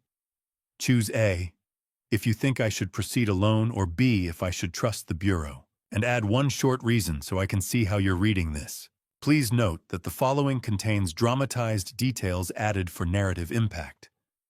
The purpose is reflection on the lengths a protector must go. I picked up the device, my thumbprint authorizing the decrypted transmission. The final briefing from Vance Prescott was a map of a silent invasion. He confirmed the tactical positioning of 20 undercover agents already filtering toward St. Jude's. They were taking their places as caterers, ushers, and even high society guests in borrowed tuxedos. Vance's text confirmed that the cascading signal was live, meaning the multimedia override in the cathedral was primed for my remote trigger. We both knew that once the first arrest was made, there would be no turning back from the public exposure of my past. I messaged him back telling him to ensure they wait for the Korean signal, so the Maxwells would hear their ruin in their own tongue. Vance's final attachment was a thermal scan of the honeymoon luggage. It revealed that Brian Maxwell had requested an armed escort for the honeymoon, a clear indication that the syndicate planned to move Claire out of the country the moment the reception ended. My phone buzzed with the final confirmation: 20 agents in position. The trap was set, and the only thing left to do was give my daughter away to a man I was about to destroy. The spire of St. Jude's Cathedral pierced the Chicago sky like a jagged needle, a monument to a faith I was about to test with absolute evidence. The limestone gargoyles stared down at the arriving Ferraris and Bentleys with silent judgment. But I was the only one who knew the sanctity of this cathedral was about to be traded for the sterile precision of a federal takedown. I stepped out of my car, my posture stoic, as I entered the grand vestibule, feeling the cold weight of the ballistic vest beneath my charcoal suit. I had hacked the cathedral's digital pipe organ system to act as a secondary signal jammer earlier that morning. Once I triggered the sequence, the Maxwells wouldn't be able to call a single soul for reinforcements. My eyes performed a high-speed sweep of the perimeter, ignoring the lavish floral arrangements and focusing on the human elements. I identified Vance's agents through subtle tells that only a man of my background would notice, the way an usher carried himself with the rigid discipline of a paratrooper, the discreet acoustic coil tucked behind a caterer's ear, and the so-called high society guest whose tuxedo was tailored just a bit too loosely to hide a Glock 19. "Lovely day for a wedding, isn't it?" an usher whispered as I passed the prearranged countersign for clear. "It's a day for settling accounts." I replied, my voice a low, clinical baritone, as I moved deeper into the lion's den. There. Pew 4. The cousin with the military-grade posture and the bulging waistband. The game was officially afoot. The smell of expensive floor wax and old incense filled my lungs, a scent that usually brought peace, but now only sharpened my focus. I intentionally bypassed the reserved front-row seating marked for the father of the bride. I needed the tactical advantage of the high ground and a clear line of sight to the exits. I found a spot in the very back, sliding into the cold texture of the wooden pew near the heavy oak doors. I watched the elite of Chicago file in, the men who likely owed Brian money, and the women who envied Claire's success, unaware that their social circle was about to become a crater. I felt the remote trigger in my pocket, a small black plastic box that held the power to burn a dynasty. It was a strange sensation sitting among the wealthy while holding the match that would incinerate their afternoon. The cathedral was a beautiful hollow shell, a stage set for a play that was about to transition from a romance to a tragedy in 3 languages. The bright, multicolored glare from the stained glass windows painted the stone floor in shades of blood and sapphire, creating an atmosphere that felt more like a courtroom than a sanctuary. I looked toward the altar and saw Brian Maxwell. He was leaning down, whispering intently to a man who wasn't a groomsman or a relative. I recognized that face. It was a known syndicate enforcer I had seen in the warehouse meeting photos. The accident wasn't just a future plan. It was already being coordinated right here under the eyes of God and the FBI. The first heavy chord of the organ shook the floorboards, the vibrating bass rattling my very bones as the music announced the start of the processional. As the great doors began to swing open for the bride, I felt my heart harden into the stone of the walls around me, ready for the storm. The doors groaned open, and there she was, a vision in white silk, walking toward her own destruction with a smile I had spent a lifetime trying to protect. The heavy oak doors didn't just open. They exhaled the scent of 1,000 white lilies, a floral shroud for the daughter I was about to lose, to a man who saw her as a bank account with a pulse. Claire stood at the threshold, radiant and shimmering under the blinding rainbow glare of the stained glass. But she was isolated by her own defiance. She began the long walk down the aisle alone, her chin tilted high, a public statement of independence that felt like a physical blow to my chest. As she drew nearer to my back row seat, I noticed a sapphire pendant around her neck that I didn't recognize, a gift from Eleanor, no doubt. My tactical training flared as I spotted the pinhole aperture in the setting. It wasn't just jewelry. It was a directional microphone, meaning every word my daughter spoke today was being recorded as leverage for the Maxwells. I leaned forward as she passed, the rhythmic thumping of my heart heavy against my ballistic vest. "I love you, Claire." I whispered, my voice a ghost of a sound. "Please just look at me." She walked past me like I was part of the architecture, a stone pillar, a relic of a past she wanted to burn. She didn't flinch, her gaze remaining locked on the man waiting at the altar. "Let me live my life, Dad." She murmured the words so low they were meant only for us, yet they carried the weight of a final judgment. But my failed whisper wasn't just a plea. It was a voice command trigger for the data skimmer I had successfully lost in the lobby earlier. Deep within the building's infrastructure, the device acknowledged my vocal signature and initiated the final breach of the Sterling Logistics main server. I sat back in the shadows, watching the white silk of her train hiss against the cold marble floor, the sound of a fuse burning toward an explosion only I could hear. The church was full of people who saw a fairy tale, but I saw a crime scene in progress, a hostile takeover disguised as a holy sacrament.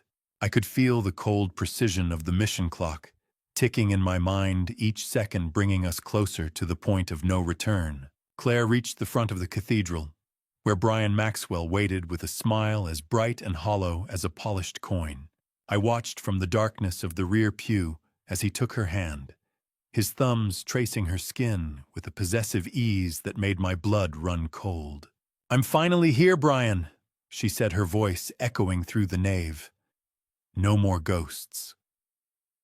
Brian leaned in, whispering that she looked breathtaking, but I saw the predator's grin behind the groom's mask. Sunlight from the high windows cast a deceptive, holy glow over them, a beautiful lie painted in light. The moment felt transactional, a handover of assets rather than a union of souls. I looked toward Father O'Brien, who stood like a silent sentinel over the proceedings. He cleared his throat and opened the heavy liturgy book, the dry, paper-like sound of the pages turning, carrying clearly in the vaulted space. He looked up, his eyes meeting mine for a fraction of a second, acknowledging the burden of the deception we were about to facilitate together. He prepared to begin the most expensive lie in the history of the parish, and I prepared to end it. Brian took Claire's hands in his thumbs tracing the skin where she would soon wear his ring, a shackle he had spent 6 months forging. Listening to Brian Maxwell promise to cherish my daughter was like watching a snake describe the warmth of the sun. It was a performance so polished, it made the holy water in the font feel oily. He delivered a poetic pre-written set of vows that focused heavily on building a shared empire and merging 2 worlds into one. I watched from the back row, my eyes tracking Eleanor Maxwell in the front row. She was looking at Claire not with maternal love, but with the hungry appraisal of a butcher eyeing a prime cut. Brian subtly touched his lapel, revealing a hidden earpiece of his own. He was receiving live updates from the syndicate enforcers about my position in the back pew. Claire wiped a tear of genuine joy, completely oblivious that her fiancé was reciting a script designed by a syndicate psychologist to elicit maximum trust. I promise to be the partner who carries half of every burden, Claire, he said, through the metallic echo of the PA system. He's not carrying the burden, he's measuring the weight for transport. I muttered, my voice lost in the soaring cathedral acoustics. Empire. He used that word 3 times. Predators always reveal themselves through their vocabulary, if you know how to listen for the tells. I felt the haptic buzz of my phone against my thigh, a sharp vibration that cut through the romantic haze of the ceremony. It was Vance confirming that all perimeter teams were green and in position. I didn't hesitate. I reached into my pocket, my fingers finding the specialized controls on my watch. I typed the code word cascading and hit send. Immediately, I smelled the faint scent of ozone as the church's hidden projector system hummed to life, slaved to my remote trigger. Claire began her vows, but for a second, her eyes searched the front rows, her brow furrowed in confusion. "Dad, where are you?" she seemed to ask with her gaze before she regained her focus on Brian. She didn't realize that I had moved to the high ground to ensure her survival. I watched the sunlight hitting the polished silver rings, a brilliant sparkle that felt like the flash of a muzzle in the dark. Have you ever seen a man smile while he's hanging a noose? Brian Maxwell was an artist of the craft. His mother watched him with a pride that was purely financial. Her hands folded over a silk clutch that I knew held the forged transfer papers. In my peripheral vision, I noticed a second black sedan pull up to the heavy cathedral doors. The men stepping out weren't FBI agents. They carried the blunt, heavy movements of Macau enforcers. Brian's debt had come due, and they weren't here for the cake. They were here to collect the bride as collateral. My throat felt cold and dry. As I prepared to speak, the silence of the church, suddenly heavy with the gravity of the coming strike. Father O'Brien took a deep breath, his voice booming through the speakers as he reached the question that would either end my daughter's life or start her salvation. If anyone can show just 'cause why these 2 may not lawfully be joined, let them speak. Now or else forever hold their peace. I felt the remote trigger click in my palm, and the first slide of the digital evidence flashed across the white stone walls. I didn't wait for the silence to stretch. I stood up the legs of my wooden pew, scraping against the marble like a gunshot in a library, and for the first time in 20 years, I let my true voice echo in a room full of people. I projected my words with a cold, lethal authority that cut through the romantic air of the cathedral. I didn't address the altar in English. Instead, I spoke in flawless, razor-sharp Korean, repeating the exact insults Eleanor had spat at me during dinner. I called Brian a gogi, a slaughterhouse animal, and identified Eleanor not as a high society matriarch, But as the disgraced Sultang broker, I had personally hunted and shut down in Seoul 20 years ago. The Maxwell family froze their heads, whipping around in a synchronized snap of terror. The decrepit peasant they had mocked was gone, replaced by the ghost who had ended their first reign of greed. Eleanor's face drained of color, her diamond-clad hands beginning to tremble against her silk gown as she stammered in our shared second language, demanding to know who I really was. "You should have checked the room for shadows." "Eleanor," I replied in that same staccato Korean. "I understood every word of your slaughterhouse dinner." Silence. Then the sound of 300 hearts stopping at once. I wasn't the victim anymore. I was the reaper. The audible gasp of the 400 guests created a vacuum of shock that seemed to pull the oxygen from the nave. I switched to English, my voice steady and clinical, informing the entire congregation of the Maxwells' true intent. I laid out the mechanics of their fraud, explaining how they intended to use my daughter as a financial vault to launder Macau gambling debts before arranging a convenient accident for her once the honeymoon began. Claire stood paralyzed at the altar, her bouquet trembling so violently that white petals began to drift onto the marble like snow. "Dad, what are you saying?" she whispered, her voice cracking with a profound devastation. You speak Korean." I looked at her, the dry, metallic taste of adrenaline in my mouth, and saw the world I had built to protect her finally collapsing under the weight of the truth. I told her that they didn't want a daughter. They wanted a logistics hub for a criminal syndicate. Ever see an empress turn back into a gutter rat in 6 syllables? It's a beautiful sight. Eleanor's composed facade didn't just crack, it disintegrated. But the revelation went deeper than my words. I revealed to the panicked groom and his mother that the sapphire pendant around Claire's neck, the one they had used to record her, had been compromised.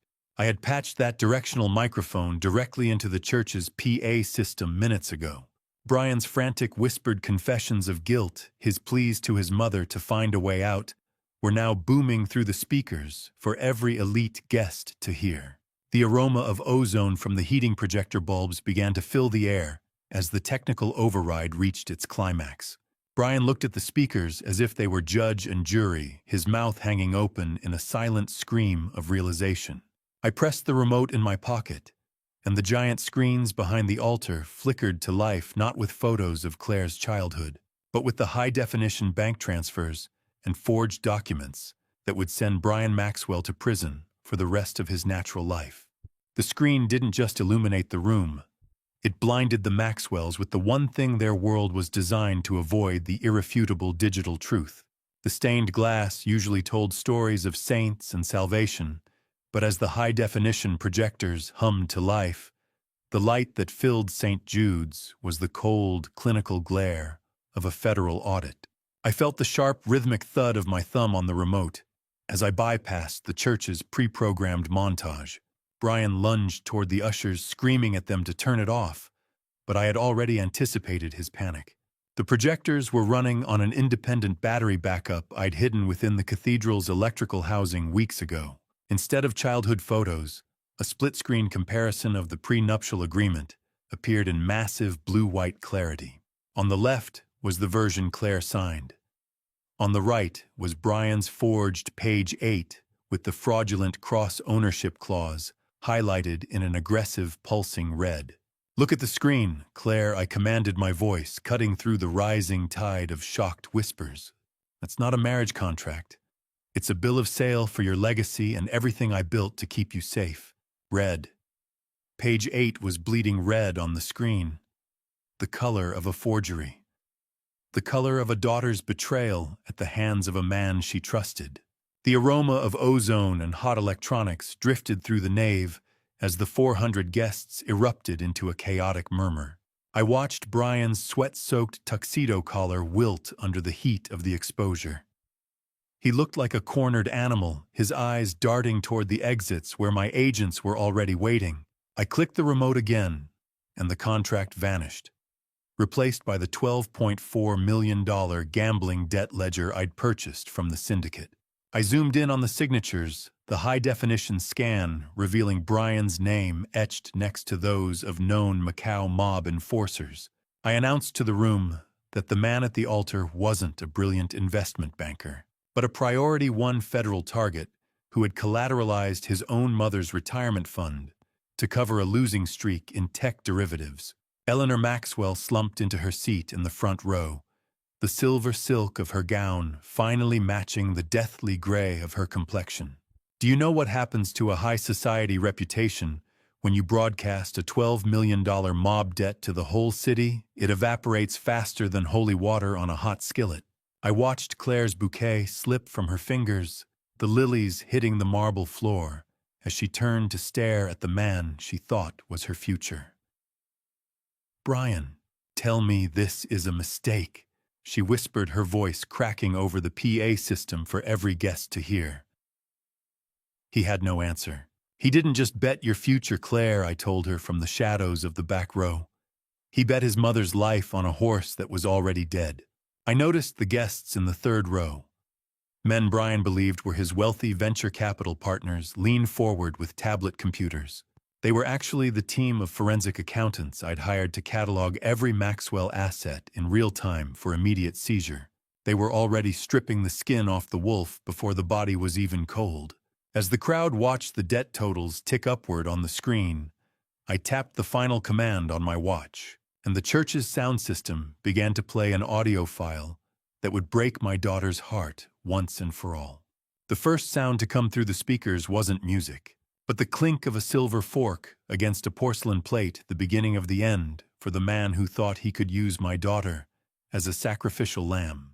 The tinny, echoing sound of the dinner recording filled the vaulted space of St. Jude's, accompanied by crisp English subtitles flashing on the giant screens. Eleanor Maxwell tried to flee through the side door the moment her own voice filled the room, but she found the heavy oak barrier electronically locked by the hack I had embedded in the church's security system. She was forced to stand and listen to her own criminal confessions in front of the very socialites she had spent years trying to impress. The congregation sat in a stunned, suffocating silence as they heard Brian and Eleanor laughing about Claire's stupidity. Brian's voice, amplified and inescapable, described my daughter as a clean vessel for dirty water. He lunged toward the multimedia booth, his face a mask of sweating panic. But he was blocked by two ushers who were actually Vance's undercover agents. "Stop it. That's a lie. It's AI." Brian screamed, his aristocratic mask finally shattering into 1,000 jagged pieces. 30 seconds of audio. That's all it took to turn a wedding into a wake. The sharp, metallic scent of terror began to drift through the air, replacing the sweet fragrance of the lilies. I watched Claire from the back row. She looked as though she had been struck by a physical force. The audio continued, relentless and clinical. The guests heard the exchange where Brian told his mother to give Sophia Vance 72 hours. He promised that once Claire signed the joint authority papers at the altar, the Gold Coast would be the least of what they owned. I watched Brian's rhythmic, heavy breathing through my tactical binoculars, seeing the precise moment he realized the game was over. He looked at Claire, but there was no love left in his eyes, only the desperate, hollow calculation of a man seeing his exit routes vanish. Every word they had whispered in that private dining room was now public record, etched into the memories of Chicago's elite like a permanent stain. I watched my daughter's heart break in real time, the sound of her world splintering louder than any organ pipe. The recording reached its final, most lethal segment. Eleanor's voice discussed the mechanical failure intended for Claire's car shortly after the honeymoon. Claire's legs finally gave out. She dropped her bouquet, the white orchids scattering across the cold marble floor like fallen snow. Her silk dress crumpled onto the altar steps as she collapsed, her body racking with silent, violent sobs. "A mechanical failure, Brian," I asked, my own voice booming over the sound system cutting through the recording. "Did you choose the bridge yet?" Claire looked up at the man she had almost called husband, her face reflecting the terrifying realization that she had been sleeping next to her own executioner. "Dad, please make it stop." she sobbed, her voice a broken whisper that tore through my remaining resolve. I revealed to the room that the Sophia Vance mentioned in the tapes had already been apprehended by Interpol in Seoul, and her full confession was the next file cued for the screen, as Claire's sobs filled the silent church. Agent Vance Prescott stood up in the third row and placed his hand on his weapon, his eyes locked on me for the final command. I didn't say a word. I just gave Vance the nod, the signal to let the wolves of the law finish what the Maxwells started. I didn't need to shout for order. The sound of 20 tactical safety catches clicking off in unison provided a much more effective silence than any priest's prayer. Undercover FBI agents, who had been standing as polite ushers and distinguished guests, shed their roles with lethal, choreographed precision. One of Brian's groomsmen, a man who had supposedly been his college roommate, suddenly pinned Brian's arm behind his back. I had embedded that plant in Brian's inner circle 6 months ago to ensure this exact moment would happen. Vance Prescott led the charge to the altar, his weapon drawn and steady.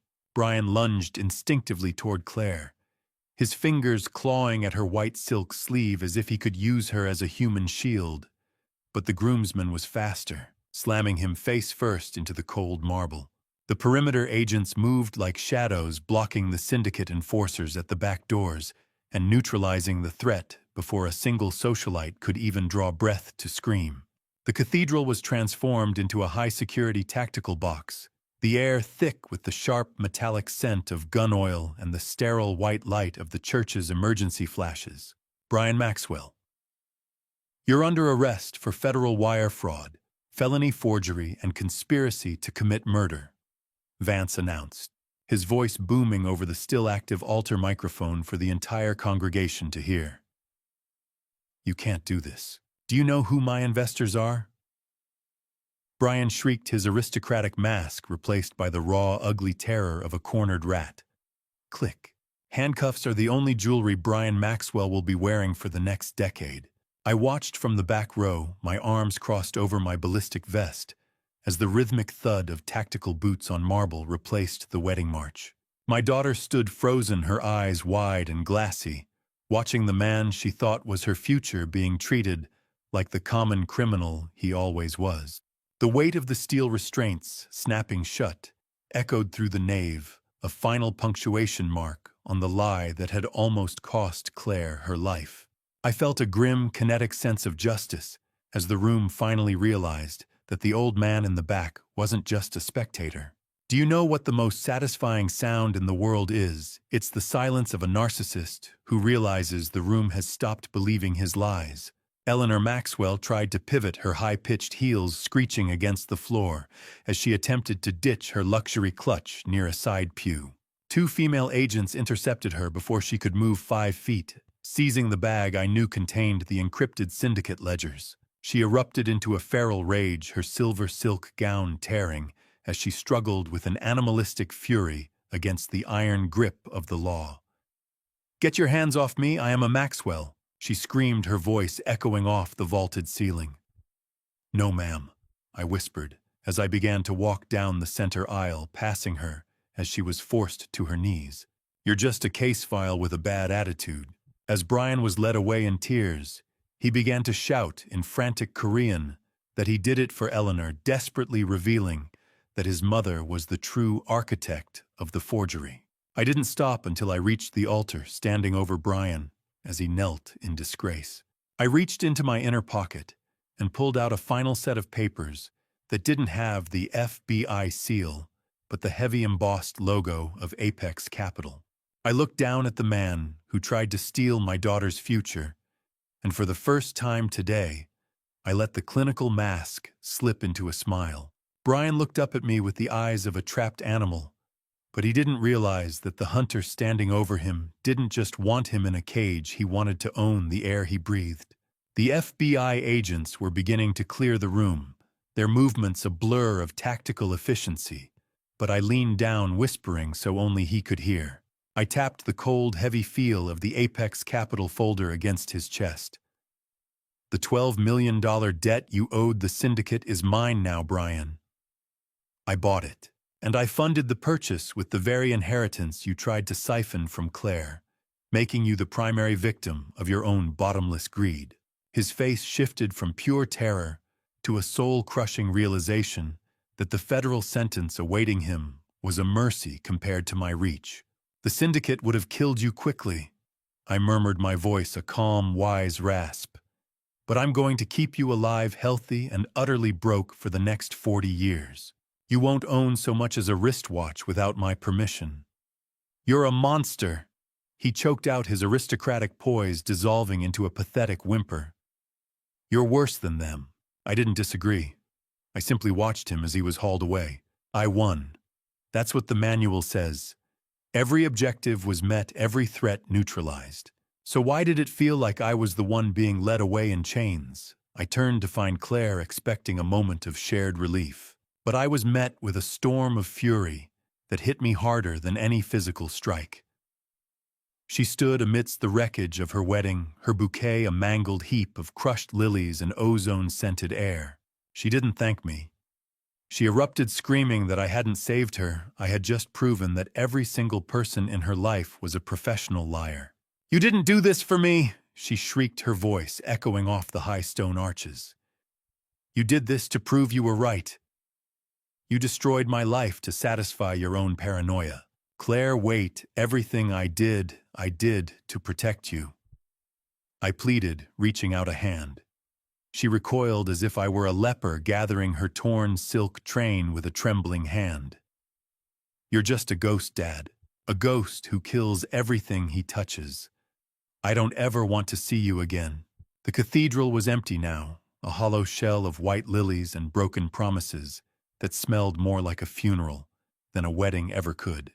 I watched the sight of Claire's torn white train vanishing into the blinding sunlight of the open doors, refusing to look back at the ruin I had crafted for her own good. I was left alone in the nave, the silence of the church more deafening than the high-pitched receding wail of police sirens fading into the Chicago traffic. I reached into my inner pocket and pulled out a small, faded photograph of Helena. Looking at her smile, I realized with a sickening clarity that I had become the exact man she had died trying to protect Claire from, a man of shadows who sacrificed love for the sake of a mission. The echoing slam of the cathedral doors rang out like a final judgment, leaving me in the gathering gloom. I stood in the center of the aisle, the cold stone floor anchoring me to a hollow victory, and realized that in saving my daughter's life, I had successfully killed her father. 6 months later, the Chicago winter had set in a cold that matched the silence in my house and the distance in my daughter's eyes. The flickering blue light of the television was the only company I kept these days, a pale ghost of the fire that used to burn in this hearth when Claire was still a child who believed her father was just a simple man. I sat in the darkened living room, the mechanical hum of the refrigerator, the only other sound in a home that felt too large for one person. On the screen, a news anchor was conducting a media autopsy of what they called the cathedral sting. They dissected Brian Maxwell's fall from grace with a morbid fascination, detailing the $12 million debt and the deep-seated ties to Macau syndicates that had been unearthed. The report mentioned that even my modest textile firm had been liquidated in the fallout, making me appear to the public as just another victim of Brian's predatory scheme. It was a useful lie, one that buried my true role in the debris. Grainy footage showed Eleanor being led into a federal courthouse, her head bowed in a way I never thought I'd see. I sipped my stale tea. The liquid cold and bitter feeling, no joy in the victory. I did what I had to do. I whispered to the shadows. But why does it feel like I played a losing hand? Is it a rescue if the person you saved never wants to see your face again? That was the question that had been gnawing at me for half a year. I watched the news cycle pivot to a live clip of Claire standing on the steps of Sterling Logistics. She looked older, her features sharpened by the ordeal, but she possessed a resilience that made my chest tighten with a painful pride. She was announcing the successful purge of all Maxwell influence from her company, speaking about transparency and moving forward alone. She never once mentioned my name. As she spoke, the distant sound of sirens drifted in from the street, a reminder of the world I had used to save her. She told the reporters that Sterling Logistics remained a legacy, but a family of one from this day forward. I watched her every micro-expression searching for the girl I knew. She's strong, Helena, I thought, looking at the silver-framed photo on the mantel. Just like you. And just as angry. I reached out and touched the cold silk of the necktie. I still wore a habit of a man who no longer had a mission, but couldn't quite stand down. Justice is a cold dinner. I've been eating it for 40 years. It fills the stomach, but it never quite warms the blood. As the news segment ended, I saw a subtle hand gesture Claire made as she adjusted her papers. It was a small 3-finger tap against her thumb, a sign we had used when she was 5 years old to indicate she was safe. It was quick, almost invisible to anyone who hadn't spent a lifetime studying her, but it was there. She knew I was watching. She was safe, and in her own way she was letting the ghost know. As I reached out to turn off the television, a single encrypted notification chirped on my phone. The screen flickered with a message from a blocked number. There was no text. Only a set of coordinates for a specific park bench I hadn't visited in 20 years. I stood up, my knees popping in the silence, and felt the old familiar weight of anticipation return to my gut. The coordinates weren't just a location. They were a summons from the only part of my life I had tried to keep alive. I was reaching for my coat, my mind already scanning the sightlines of the park coordinates, when the heavy thud of the brass knocker against my front door stopped my heart in a way no syndicate assassin ever could. I didn't need a GPS to find the park. The map was etched into the part of my brain where I kept my only happy memories, but the shadow on my doorstep wasn't a memory. I opened the door to find Claire standing in the late autumn rain, looking nothing like the polished CEO from the news. She was wearing an old hoodie from her college days, the fabric damp and clinging, and she carried a heavy weathered leather satchel that looked like it weighed 100 pounds. The reek of damp wool and rain-slicked pavement filled the entrance hall. "You're not at the park?" I said, the words coming out as a breathless rasp. "I sent those coordinates to see if you'd still run toward the shadows, Dad," she replied, her eyes hollow and searching. "I'm already here." She pushed past me into the house, her boots tracking wet leaves onto the hardwood, and headed straight for the study, the room that had been strictly off-limits for as long as she could remember. The ticking of the grandfather clock in the silent house felt like a countdown. The park bench had been a loyalty test, a lure, to see if the station king was still active in the network, and my readiness to go had confirmed every dark suspicion she harbored. Claire dropped the leather satchel onto my mahogany desk, the heavy thud of paper hitting wood echoing like a final gavel. She unbuckled the straps with trembling hands, revealing a mountain of documents. The secret was out. Not just the Maxwell's secret. Mine. She told me she had spent the last 6 weeks using her own forensic team to bypass every redaction in the FBI file Vance had conveniently left in her evidence locker. She looked at me, and I saw the blueprints of a prison she'd lived in her entire life without noticing the bars. She began pulling out the yellowed, brittle texture of old mission reports, laying them out like a map of my sins. "I read it," she whispered. "All of it. The Section 8 reports the Macau cables, the extractions in Seoul. I know about the Silver Shepherd protocol. I know why Mom really died." I stood paralyzed, the weight of 20 years of lies collapsing onto my shoulders. "I never wanted that paper to be your inheritance, Claire," I whispered. But the words felt thin and useless. She looked at the room with a painful clarity, finally understanding that every boring business trip to Tokyo or Frankfurt was a shadow war fought to keep the wolves from her bedroom. She looked at me like I was a stranger, yet for the first time she was truly seeing me. She pulled a single blood-stained document from the bottom of the bag, the original mission report from the night Helena died, and laid it over my heart. But then her hand dived back into the satchel, pulling out a second hidden file. She had found the account ledgers showing that for the last decade, I had been anonymously funding Sterling Logistics' global expansion through a shell company in the Caymans. I wasn't just a ghost protecting her. I was the silent partner who had built the very pedestal she stood on. Claire stood in the threshold of my study, holding the physical evidence of my secret life, the rain-damp silk of her hoodie the only thing keeping her from shattering. I looked at the report. The ink faded by time, but the tragedy still as sharp as a fresh blade, and I realized the only lie left was the one I was telling myself. I looked at the rust-colored stain on the folder, the physical remains of the day my world ended, and realized I could no longer hide behind the shadow of the man I used to be. For 20 years, I had let Claire believe her mother died in a random, tragic car accident. I sat at my mahogany desk, the soft, rhythmic ticking of the study clock, the only sound in the room until I finally broke my silence. I told her the truth. It wasn't an accident. It was a retaliatory strike by a cartel I had dismantled during my time in Seoul. I didn't lie because I was ashamed of the work, Claire, I said, my voice thick with cathartic grief. I lied because your mother's last breath was a plea to keep you out of the light. She wanted you to have a life where you never had to look over your shoulder. I spent the rest of my years playing the simple textile man to ensure the remaining threats never saw you as a target. I described the hidden agony of watching her resent my perceived weakness while I was secretly coordinating with global intelligence assets to keep the monsters at bay.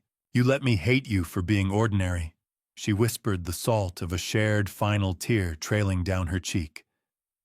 You were the only thing keeping the wolves away, and I treated you like a burden. The truth was a heavy garment I'd worn for 20 years. Taking it off felt like catching my first real breath since 2004. I revealed to her a detail I had never shared with another living soul. The Silver Shepherd code name wasn't a title given to me by the agency. It was a name Helena gave me in her private journals, the only piece of her I never burned. It was her way of acknowledging the man who guarded the flock in the dark. Claire looked at me, her eyes reflecting the warm, flickering orange light of the hearth, and I saw the blueprints of the prison she'd lived in finally being replaced by a home. The fire didn't just consume the paper. It consumed the ghost. Claire took a lighter from the desk and held it to the corner of the blood-stained mission report. We sat together in the silence, the reek of burning paper and cedarwood filling the air as we watched the secrets turn to ash in the fireplace. The weight of the Silver Shepherd protocol finally lifted from my chest. My daughter was no longer a target to be managed. She was a partner who knew the truth. I reached into my desk drawer and pulled out a small ancient key to a safe deposit box. It wasn't filled with the laundered millions or technical schematics Brian had craved. It was filled with Helena's personal letters and the mementos I had hidden away to protect Claire from the pain. The shadows are gone, Dad, Claire said softly, her hand covering mine. You don't have to be a ghost anymore. I think I'd like to try being a father for a while, I replied. Just a father. I revealed that while I had truly retired, I had left a digital dead man's switch in place that would automatically protect Sterling Logistics forever, a silent guardian that required no more lies. I looked at Claire, the firelight reflecting in eyes that finally saw me for who I was, and for the first time in my life, I didn't check the door for a shadow. The scent of garlic and rosemary in my kitchen was a far cry from the metallic tang of gun oil, a quiet victory in a war that had finally moved from the shadows to the dinner table. 3 months had passed since the cathedral incident, and the heavy silence of my home was finally being filled with the sounds of a living family. I stood at the stove, feeling the comfortable weight of a ceramic plate in my hand as I plated the chicken. It was our new Sunday ritual, a fragile bridge we were building one meal at a time. I had spent decades monitoring her safety through encrypted feeds, but watching her sit at my dining table pouring herself a glass of wine was the only intelligence report I ever truly wanted. I noticed the cool condensation on her wine glass as she looked over her shoulder at me. her face lacking the rigid defensiveness that had defined our relationship for years. The entry twist of our current peace was a secret I still held close. The anonymous tip that led Korean police to Sophia Vance's safe house weeks ago hadn't been a stroke of luck.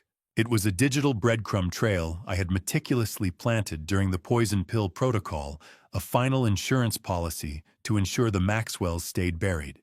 "The quarterly numbers are up," Dad Claire said, her voice carrying a light, authentic confidence. Without the silent partners draining the accounts, we're actually thriving. I set her plate down and took my seat, the soft evening breeze through an open window carrying the scent of a peaceful Chicago autumn.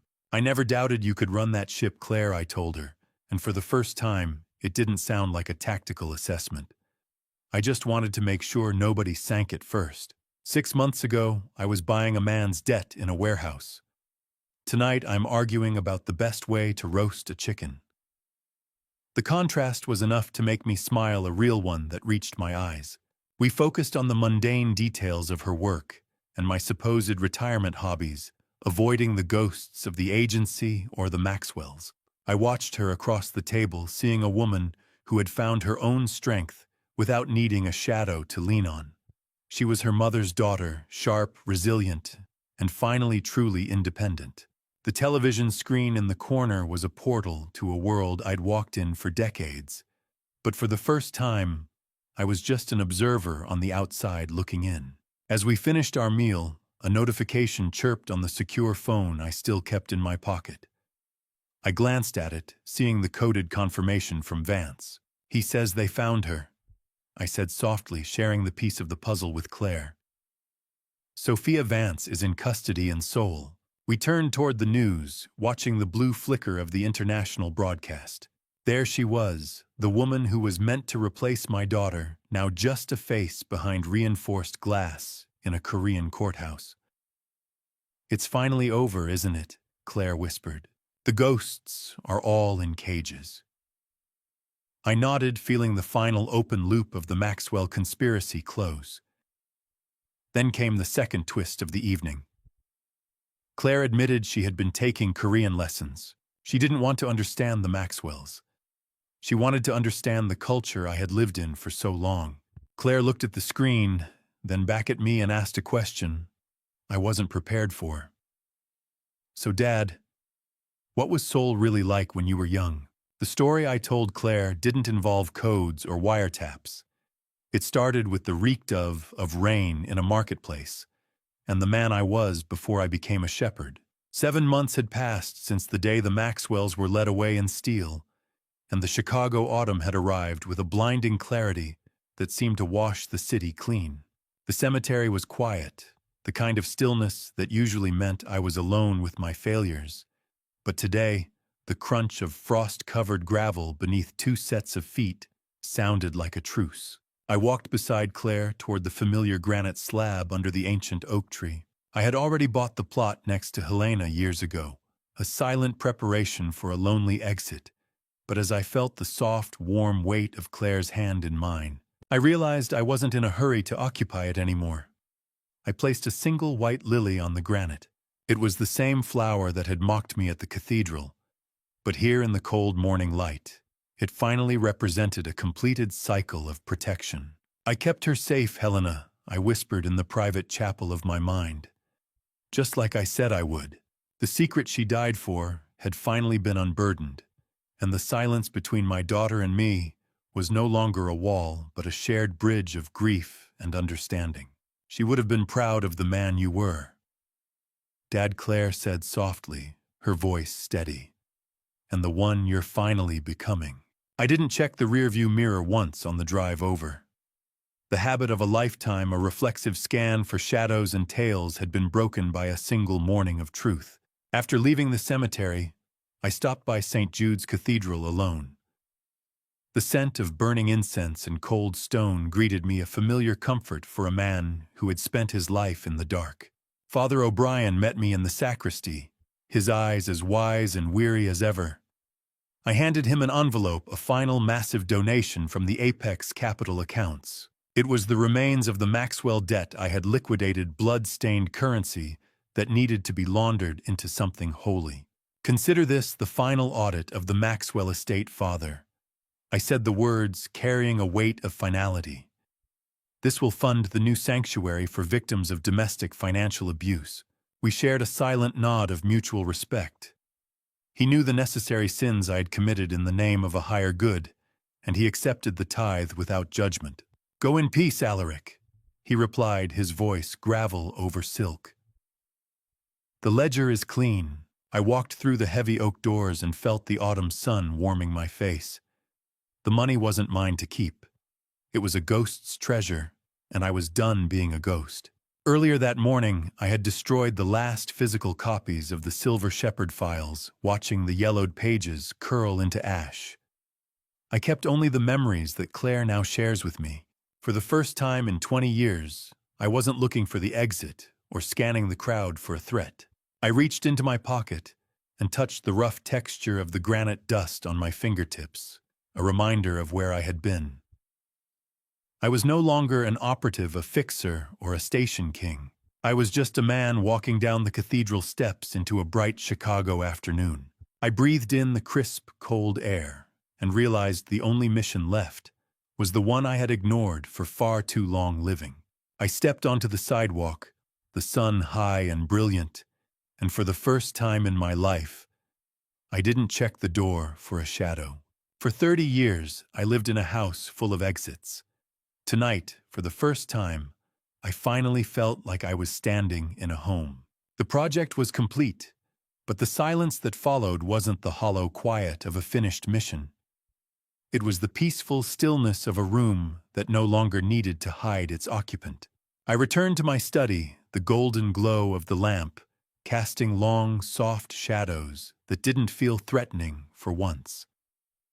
I didn't check for bugs, and I didn't monitor any hidden feeds. Instead, I began to clear out the remnants of my tactical life with a slow, deliberate pace. I packed the safe deposit key and the few remaining non-classified mementos of my career, an old watch, a compass from a life lived in the brush, a few photographs without names into a small wooden chest. The weight of the chest in my hands felt substantial, a physical history that was finally coming to light. Claire arrived just as I was closing the lid. Her presence in the room no longer a tactical variable to be managed, but a daughter coming home. In that quiet, profound moment, I handed her the chest. "This is everything that's left, Claire," I told her. "No more redactions." She ran her fingers over the carved wood and told me she had already taken the Apex Capital Funds and established a scholarship in her mother's name. My war chest had become a tool for public good, and seeing the pride in her eyes made every cold night in the field worth the cost. Do you know what the most dangerous weapon in the world is? It's not a gun or a code. It's the truth told too late.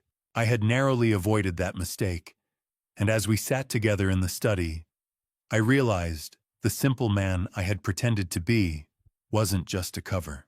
It was the man I always wished I could have been for her, a man who worried about the lawn and the weather instead of logistics and extractions. "I don't need the operative anymore, Dad," she said, her voice warm and clear. "I just need you." We sat in a silence that didn't require tactical analysis, just the soft evening breeze through the open window and the rhythmic ticking of the clock. I realized that the sheep I had spent a lifetime guarding had grown strong enough to lead the flock herself. Nightfall settled over the city, and the city lights below looked like a sea of stars. For once, I wasn't trying to navigate the dark between them.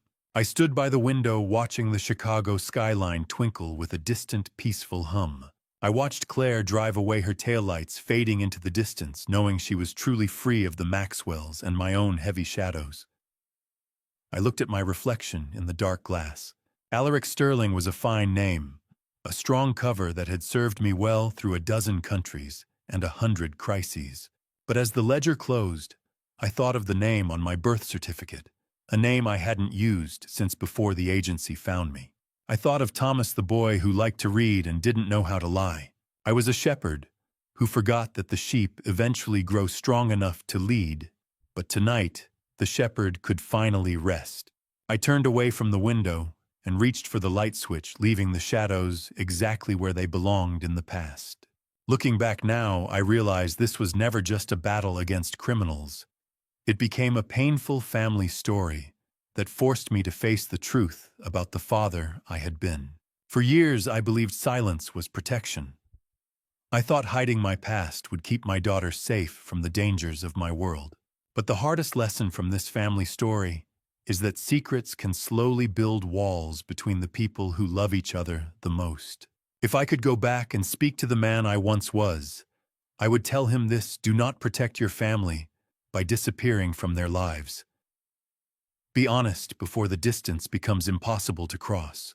Some people may look at everything that happened and call it a dad revenge, but in my heart, it was never truly about revenge.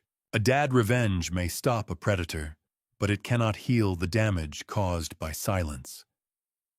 This family story reminded me that love should never feel like control or manipulation. Fear can make even a good father choose the wrong path. In the end, I learned that protecting your family requires courage, honesty, and humility. A dad revenge might win a battle, but truth is what saves a family in the long run. I believe God allowed this storm to teach me that strength is not found in secrecy, but in trust and love. Thank you for staying until the end of this journey. I truly appreciate you being here. If you were in Alaric's situation, forced to choose between revealing the truth or losing your daughter's trust, what would you do?